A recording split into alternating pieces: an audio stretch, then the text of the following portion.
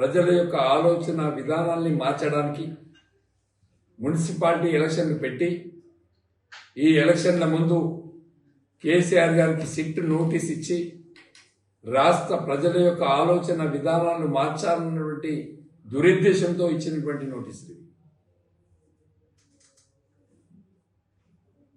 Phone tapping అనేది రాష్ట్ర ప్రభుత్వం, రాష్ట్రంలో ఉన్నటువంటి హోమ్ సెక్రటరీ, కేంద్రంలో ఉన్నటువంటి హోమ్ సెక్రటరీకి సంబంధాలు ఉంటాయి. రాష్ట్ర భద్రత కోసం, దేశ భద్రత కోసం ఏర్పాటు చేసేది ఫోన్ ట్యాపింగ్. ఇది ముఖ్యమంత్రి గారికి ఎలాంటి సంబంధం ఉండదు, నాయకులకు ఎలాంటి సంబంధాలు ఉండవు. లేకున్నా కూడా, తెలిసి కూడా, ఎలాంటి ఆధారాలు లేకున్నప్పటికీ